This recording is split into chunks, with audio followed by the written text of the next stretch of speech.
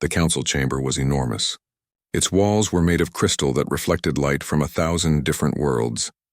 Taesung stood in the center of the room, looking at the creatures around him. There were 47 different species in this room, and each one looked completely different from the others. Taesung wore a simple gray suit.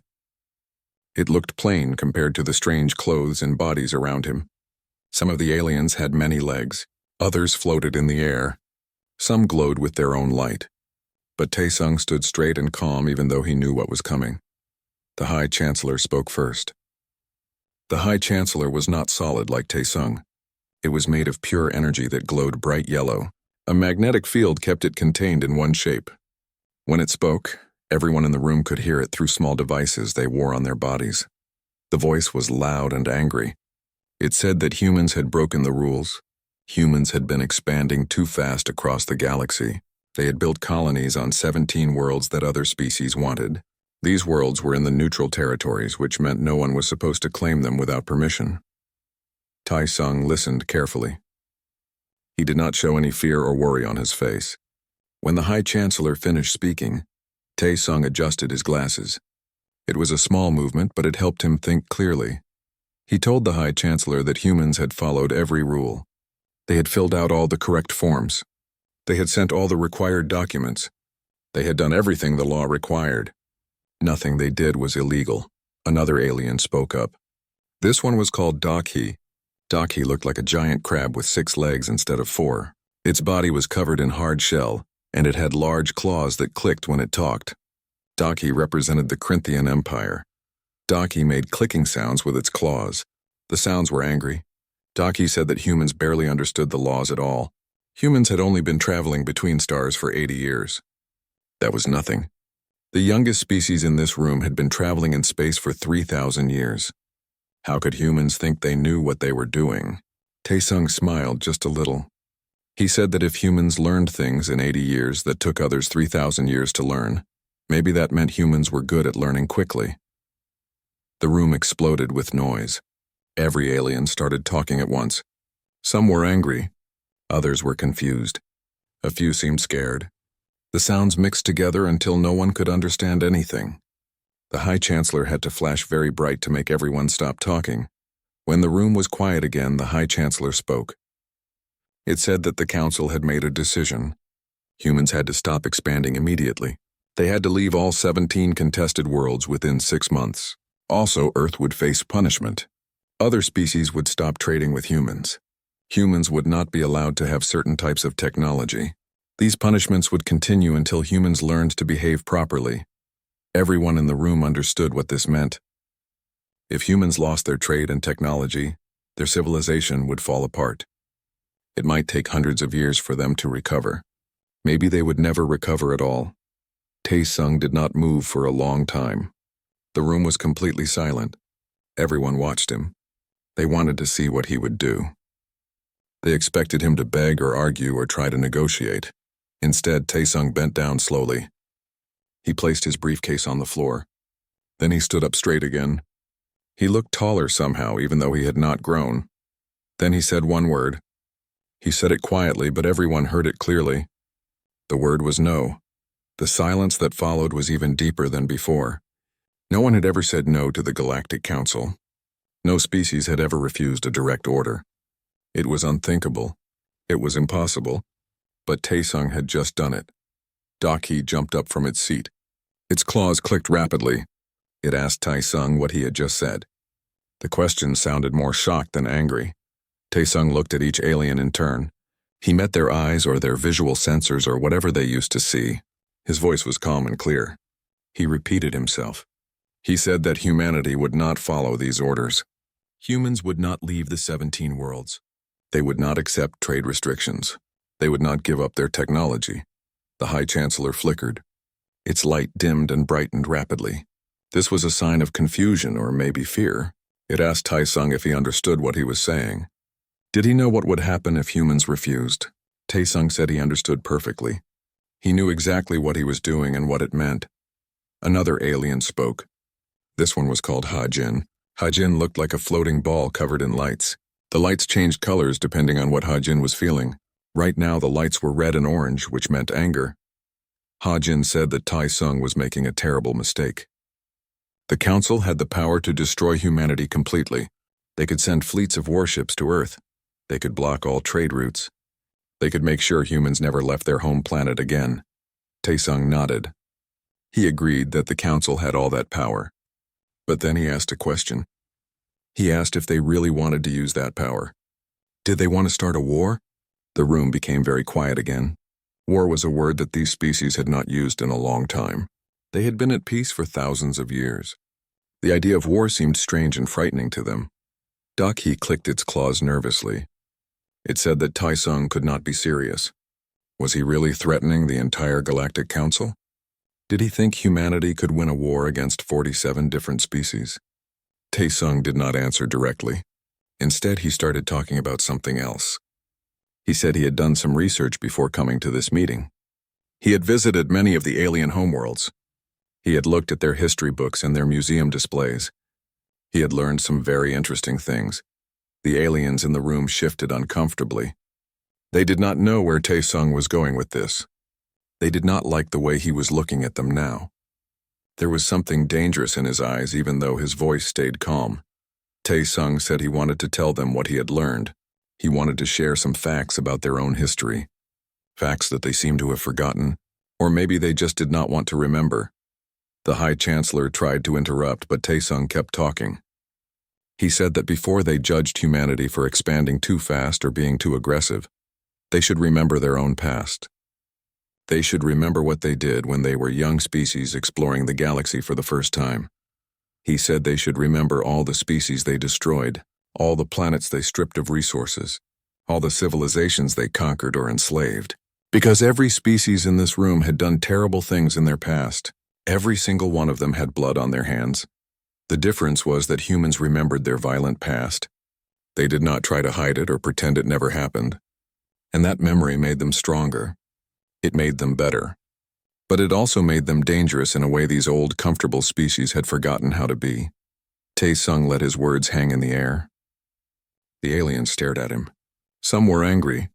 Some were shocked. A few looked guilty. But all of them were listening now. Really listening. And Taesung knew he had their attention. Now he could tell them the truth. The real truth about humanity and what they were willing to do. Taesung walked slowly around the council chamber as he spoke. His footsteps echoed in the huge room. Every alien watched him carefully. They did not know what he would say next, and that made them nervous. He stopped in front of Daki, the crab-like creature from the Corinthian Empire. Daki pulled back slightly, its claws clicking with uncertainty. Taesung spoke directly to Daki. He said that the Corinthian Empire had been traveling in space for 4,200 years. That was a very long time, but Daki should remember what the first 600 years were like. During that time, the Corinthians claimed 1,800 star systems. They did not ask permission. They just took them. And what about the other species who lived in those systems? Taesung asked. There were 14 different intelligent species living there. But where were they now? Most of them no longer existed. The Corinthians had either destroyed them or absorbed them into their empire. Those species had no voice anymore. They had no vote in this council. Daki stopped clicking its claws. The creature sat very still. It had no answer to give. Taesung moved on. He walked over to Ha-Jin, the floating sphere covered in lights. The lights were still red, but they had started to dim a little. Ha-Jin represented the Luminary Collective. He told Ha-Jin that he had read about the War of Radiance. This was a famous event in Luminary history. The Luminary were very proud of it. They had statues and monuments celebrating their great victory. The war lasted 300 years, but there was another side to this story. There was a species called the Prath. They were explorers and artists. They had colonies on 73 different worlds. Their culture was old and beautiful. They created music and art that was studied across the galaxy. The Luminary went to war with the Prath. When the war ended, how many Prath colonies remained? Taesung asked this question and then answered it himself. 0. Not a single one. Every Prath colony was destroyed. Every Prath city was burned. Every piece of Prath art was lost forever. The Prath people were extinct. They were completely gone from the universe. And the Luminary had done this deliberately. They did not just win the war. They erased an entire civilization from existence. Hajin's lights turned dark blue. This color meant sadness or shame. The sphere floated lower, closer to the ground. Taesung was not finished. He pointed at the High Chancellor. He said that the Velthorans also had an interesting history. When they expanded across the galaxy, they had a special system. Any species that resisted them had to serve the Velthorans for 40 generations. 40 generations of slavery. That was how the Velthorans built their empire. The High Chancellor flickered weakly. It tried to say something, but Taesung kept talking. He mentioned other species, too. The Calixian technocracy had destroyed 6 entire star systems. They took all the metal and minerals from every planet, moon, and asteroid. They left nothing but empty, dead rocks floating in space. Millions of years of natural history were erased so the Calixians could build their machines. The Dracon Commonwealth had tested biological weapons on primitive species. 37 different planets were used as testing grounds.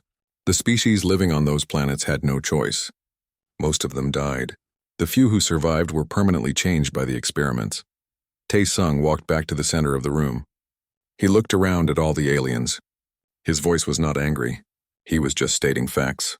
But the facts were damning. Every species in this council had committed terrible crimes in their past.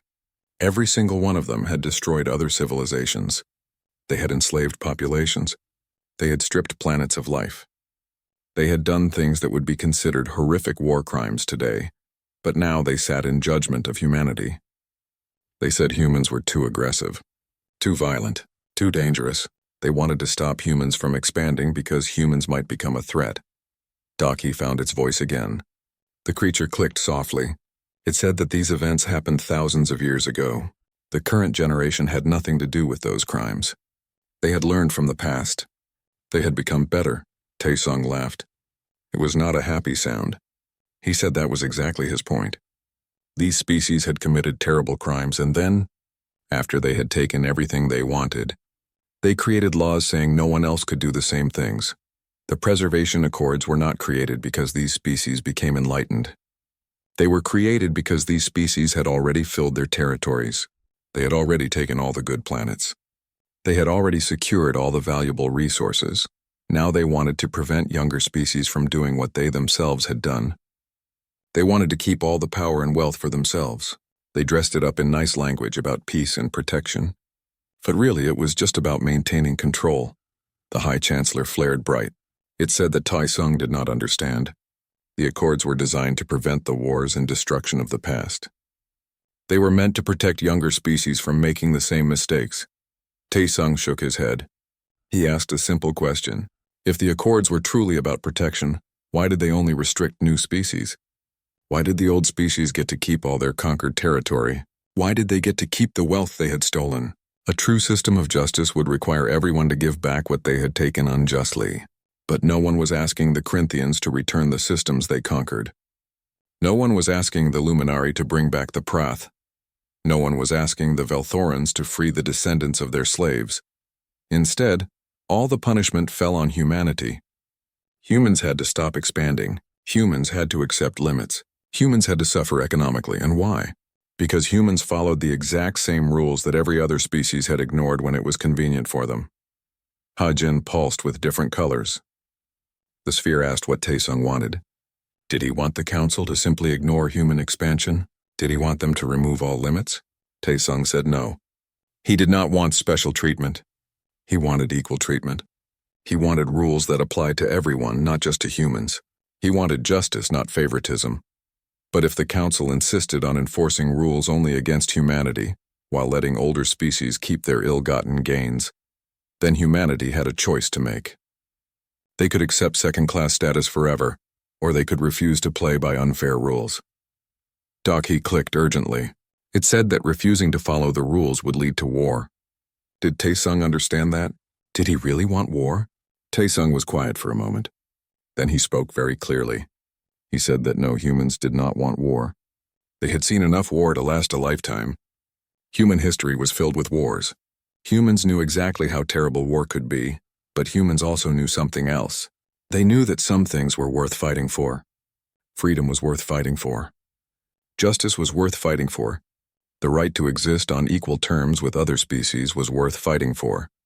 If this council forced humanity to choose between permanent subjugation or war, humanity would choose war. Every single time. That was not a threat.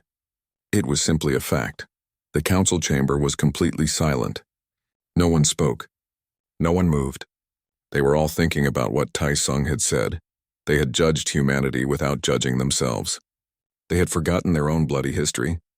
They had assumed that humans would simply accept whatever terms were offered, but now they understood. Humans were not like the other young species who had come before. Humans would not bow down. They would not accept injustice quietly, and that changed everything. Another alien stood up slowly. This one was different from the others. It looked like a large lizard that walked on two legs. Its scales were dark green and its eyes were sharp and intelligent. This was Kyung-Soo, the ambassador from the Saurian Dominion. Kyung-Soo had been quiet during all the arguments. Now it spoke for the first time. Its voice was calm and thoughtful, not angry like the others. It asked Tae-sung a question. Was Tae-sung really suggesting that humans should be allowed to do the same terrible things that older civilizations had done? Tae-sung looked directly at Kyung-Soo. He said no, that was not what he wanted at all. In fact, it was the opposite of what he wanted. He pulled out a small tablet from his jacket pocket. The tablet showed information about human colonies. He held it up so everyone could see. Tae-sung explained that humans had established colonies on 17 worlds. This was true, but there was something important about those worlds that the council had not mentioned. Those worlds were empty. There were no other intelligent species living on them. There were no civilizations to displace. More than that, those worlds were not particularly valuable. They had few resources. They were hard to reach.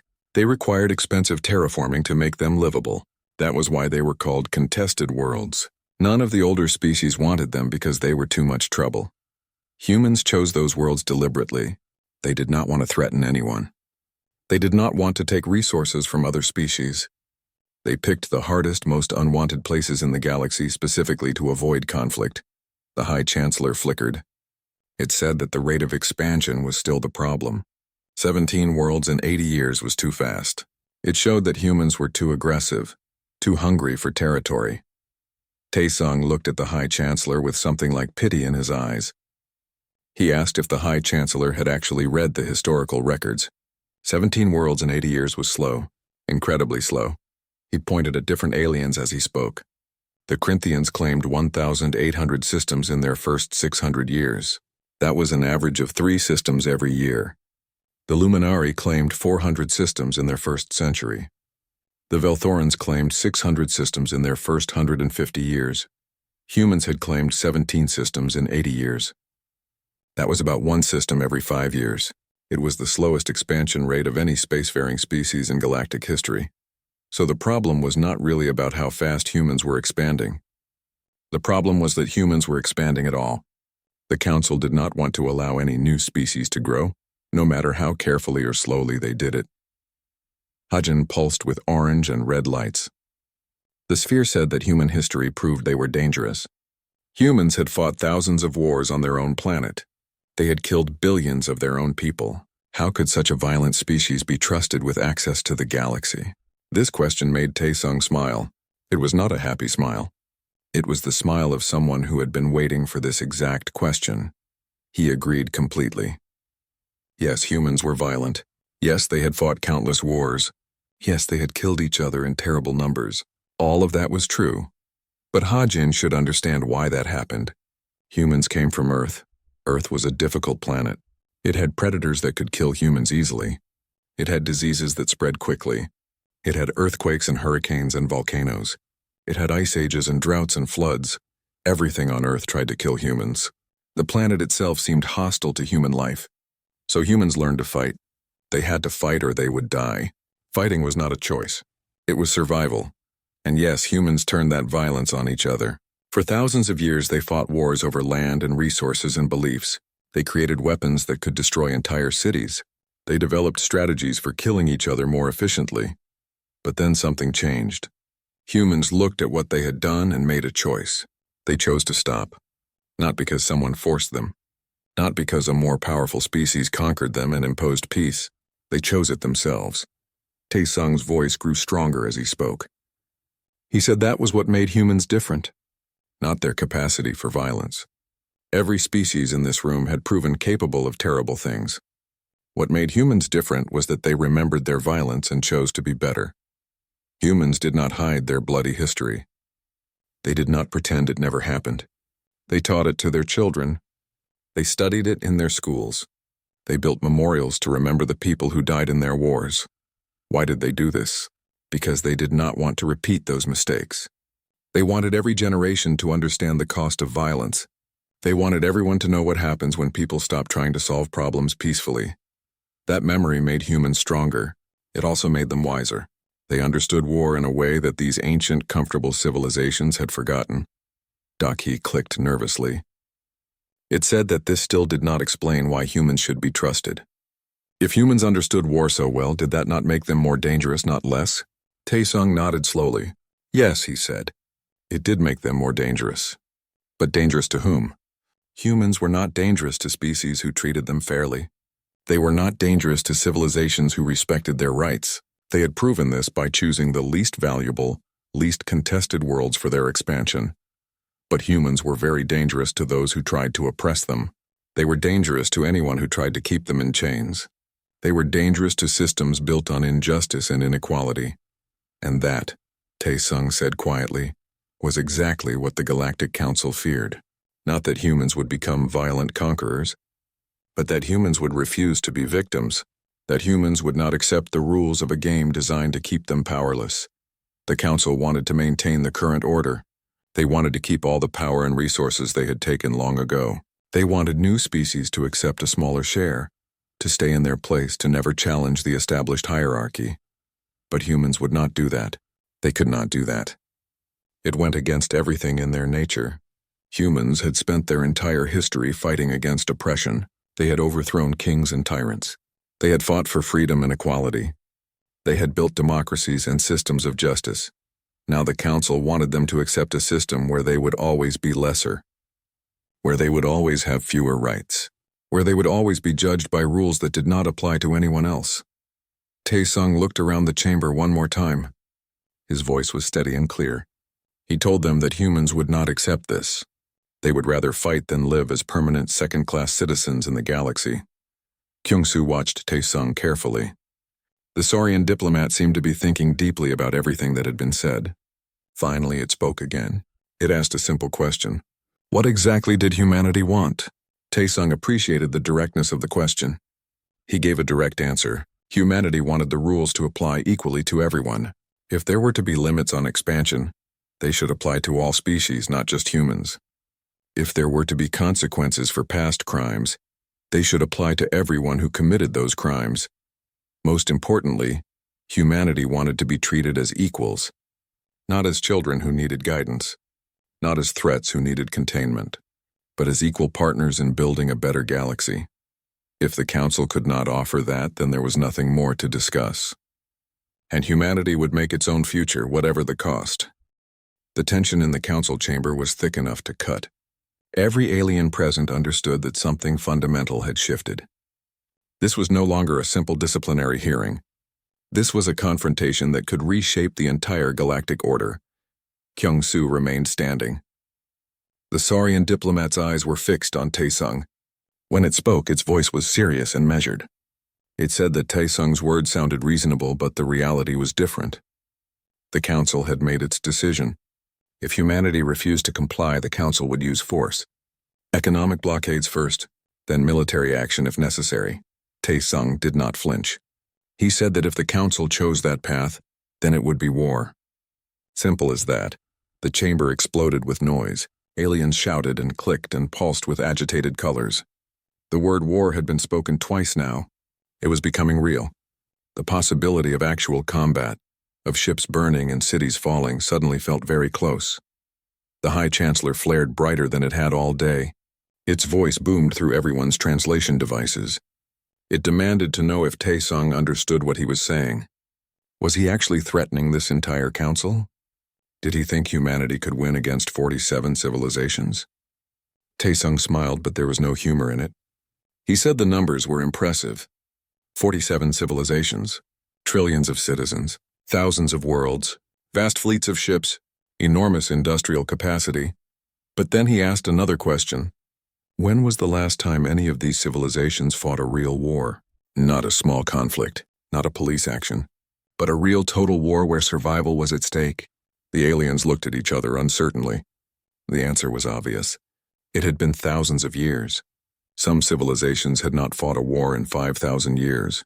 Others had been at peace for even longer. Tae-sung let that sink in. Then he continued. He said that peace was wonderful. Peace allowed civilizations to grow and prosper. It allowed art and science to flourish. But peace also made people soft. It made them forget how to fight. The great fleets they were so proud of, most of those ships were for show. They were parade vessels, built to look impressive but never tested in combat. The weapons were outdated. The crews had never seen battle. The commanders had only studied war in books. Humanity was different. The unification wars had ended only 100 years ago. Veterans from those wars were still alive. They remembered real combat. They knew what it meant to fight for survival. Human military officers trained for war, not for ceremony. Human soldiers practiced real combat tactics. Human ships were designed to fight, not just to look impressive. Everything about human military culture was focused on actual effectiveness in battle. Daki clicked frantically. It said this was madness. Even if human forces were better trained, they were outnumbered by millions to one. The mathematics were simple. Humanity would be crushed. Tae-sung agreed that in a long war the numbers would eventually tell. Human industrial capacity could not match the combined output of 47 civilizations. In a war of attrition, humanity would lose. But, he said, that assumed the Council could maintain unity. Could they? He pointed out that the Galactic Council was held together by mutual self-interest. They cooperated because it was profitable, because it maintained their comfortable lives, because it prevented them from fighting each other. But what would happen when human ships started attacking trade convoys? When shipping lanes became dangerous? When the goods that sustained their economies stopped flowing? When profits turned to losses? How long before they started blaming each other? The Corinthians would say the Luminari were not contributing enough ships. The Velthorans would say the Calixians were hoarding resources.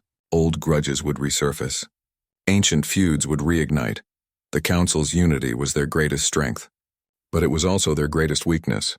Once that unity cracked, their numerical advantage would mean nothing.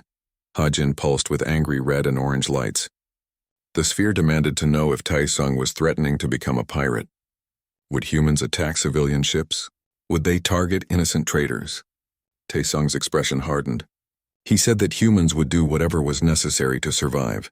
If the Council declared war on humanity, then humanity would fight with every weapon and every tactic available. Humans had thousands of years of experience in asymmetric warfare, fighting enemies who were larger, richer, and more powerful. They knew how to turn strengths into weaknesses. They knew how to make victory so expensive that the enemy would give up. Would they attack trade routes? Yes. Would they target infrastructure? Yes. Would they strike at economic centers? Yes. Would they use guerrilla tactics and hit-and-run strategies? Absolutely. Not because they wanted to, but because that was how you won when you were outnumbered. You made the cost of victory higher than the enemy was willing to pay. The aliens in the council chamber looked genuinely shaken now. They had expected Tae-sung to back down. They had expected him to beg for mercy or try to negotiate better terms. They had not expected this level of defiance. Kyung-soo spoke again. Its voice was quieter now, less certain. It said that Tae-sung must be bluffing. No species would choose certain destruction over compromise. It made no sense. Tae-sung turned to face Kyung-soo directly. He asked a question in return. Was Kyung-soo willing to bet its entire civilization on that assumption? Was it willing to risk everything on the belief that humans were bluffing? Because if Kyung-soo was wrong, the consequences would be catastrophic. Not just for humanity, but for everyone. War would destroy centuries of peace. It would shatter the galactic economy. It would set civilization back by generations. All of that could be avoided. All the Council had to do was treat humanity fairly, apply the same rules to everyone, create a system based on justice rather than power. But if they chose to enforce unjust rules through violence, humanity would respond with violence of their own. and it would be the Council's fault. They would be the ones who chose war over fairness. The High Chancellor dimmed significantly. For a long moment it said nothing. The entire chamber waited in tense silence. Finally, the High Chancellor spoke. Its voice was subdued, almost uncertain. It asked what Taesung proposed. What would humanity accept? Taesung saw the opening and took it. He said that humanity wanted the Preservation Accords to be revised. Not eliminated, but made fair. Create new rules that applied equally to all species, regardless of how old or powerful they were. Establish an independent body to oversee expansion. Not controlled by the powerful civilizations, but truly neutral. Let that body decide who could expand where, based on objective criteria. Most importantly, acknowledge that the current system was unjust. Admit that it was designed to benefit the old powers at the expense of younger species. Promise to build something better. If the Council could do that, humanity would work with them. They could build a truly fair galactic order together. But if the Council refused, if they insisted on maintaining their unjust system, then humanity would resist. With words first, with economic pressure second, and with military force if necessary. Taesung picked up his briefcase from the floor. He prepared to leave. He told them he would return to Earth and report to his government. The Council had one standard month to reconsider their position. After that month, whatever happened next would be the Council's choice. They could choose peace with justice, or they could choose war. But they could not choose peace without justice. Humanity would not allow it. He turned and began walking toward the enormous doors at the end of the chamber. His footsteps echoed in the absolute silence. No one tried to stop him. They were all too shocked to move. Just before he reached the doors, Kyung-soo called out. The Saurian asked one final question. Would humanity really choose war over submission? Taesung stopped and looked back. His answer was simple and clear. Every single time. That was what they needed to understand about humans. They would rather die fighting than live on their knees. Then he walked through the doors and was gone. The massive doors closed behind Taesung with a deep resonating sound. The council chamber fell into complete silence. For several long minutes, nobody spoke. Nobody moved. They were all processing what had just happened. The Galactic Council had existed for over 4,000 years. In all that time, no species had ever openly defied them. Younger civilizations might complain or argue, but in the end, they always complied. They had no choice. The Council controlled too much power. But humanity was different. Taesung had not just argued or complained. He had drawn a line and dared them to cross it. He had made it clear that humans would fight rather than submit to unjust rules. Daki was the first to break the silence. The Corinthian clicked its claws slowly and softly. It said what everyone was thinking. The human was not bluffing. He meant every word. Kyung-soo nodded in agreement. The Saurian had been watching Taesung very carefully throughout the entire confrontation. It had seen the determination in his eyes. It had heard the conviction in his voice. There was no doubt. Humanity would go to war if forced to choose. The High Chancellor pulsed slowly, its light dim and uncertain. It said that the Council needed to make a decision. They could maintain their position and face war, or they could reconsider. Hajin's lights shifted to blue and purple, colors that indicated deep thought. The Luminari representative spoke quietly. It said that perhaps war was not necessary. Perhaps Taesung had a point about the Accords being unfair. Several aliens turned to stare at Hajin. This was unexpected. The Luminari Collective had been one of the strongest voices calling for restrictions on humanity. Hajin continued. It said that hearing about the Prath had been difficult. The Luminari had destroyed an entire civilization. They had been proud of it for thousands of years. But hearing it described as genocide, as a crime, had forced Hajin to see it differently. Maybe the humans were right. Maybe the old civilizations had built their power on violence and conquest, and then tried to prevent anyone else from doing the same. Maybe the Accords were designed to maintain inequality rather than promote justice. Daki clicked in agreement. The Corinthian said that hearing about the 14 species they had destroyed had been uncomfortable. Those events were recorded in Corinthian history, but they were described as necessary expansion. The victims were called primitive species who could not adapt. But really, those species were just in the way.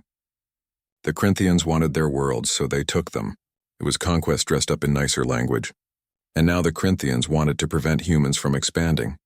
even though humans were being far more careful and ethical than the Corinthians had ever been.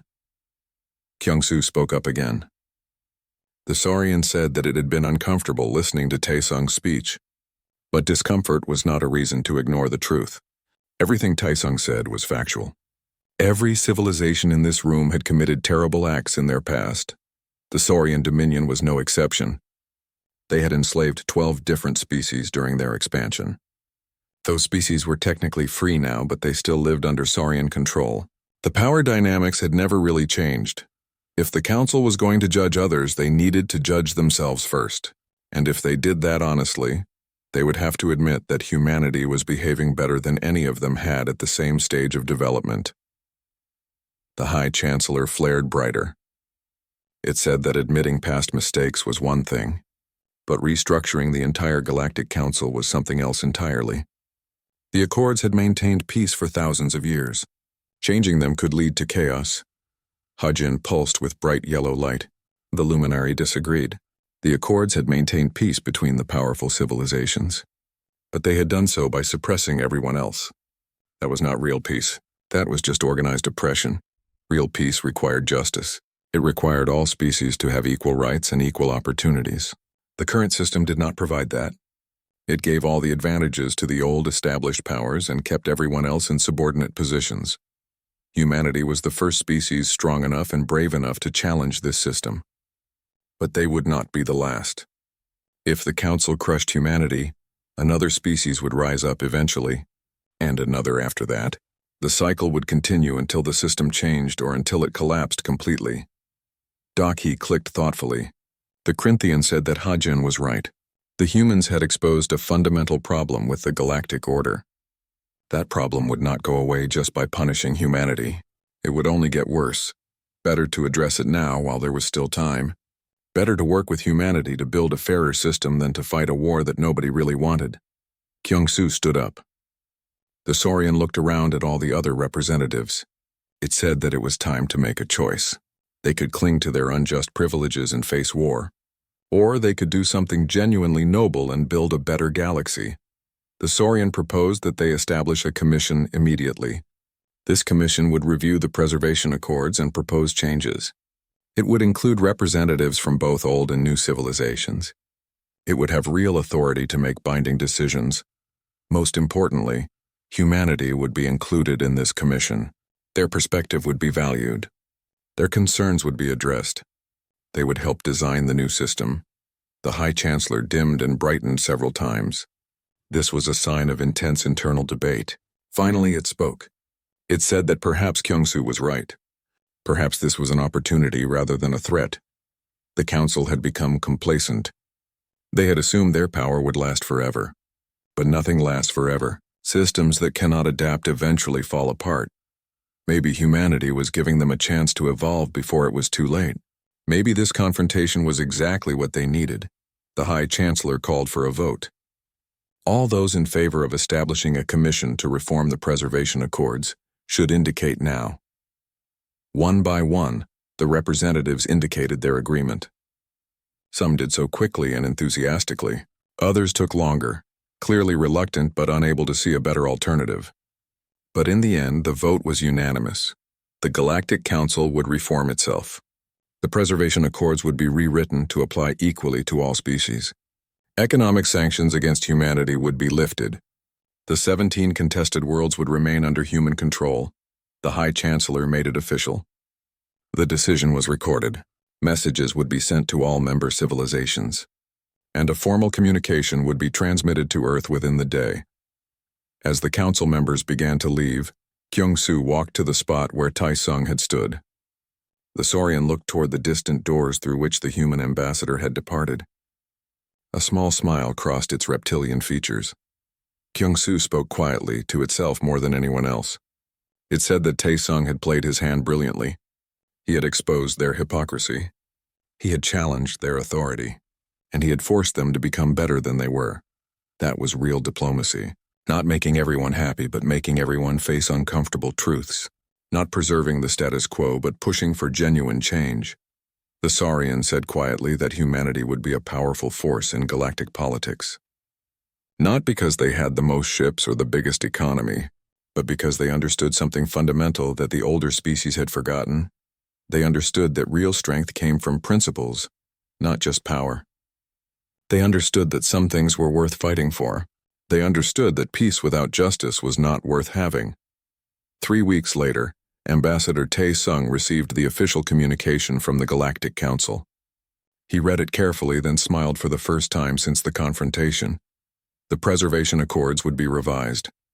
A new framework for expansion would be created, applicable to all species. Human input would be valued and incorporated. Economic sanctions were cancelled. The contested worlds remained human territory. It was everything humanity had demanded. It was more than Tae Sung had dared to hope for when he walked into that chamber. When reporters asked him how he had achieved such an unprecedented victory, Tae Sung quoted an old philosopher. He said that peace was not merely the absence of war. It was the presence of justice. He paused, then added something else. Sometimes, he said, justice required the willingness to fight for it. You had to be prepared to stand up for what was right, even against overwhelming opposition. The galaxy would never forget this day. The day when a single human walked into the most powerful council in known space and told them their system was unjust. The day when he demanded equality and backed up his demands with the credible threat of war. It was the day the galaxy learned what humans really meant when they said they would not go quietly into the darkness. It was the day the old order began to change, and it was the day that Ambassador Tae Sung proved that sometimes the greatest victories come not from weapons or wealth, but from the courage to stand for justice and the wisdom to know when to fight for it.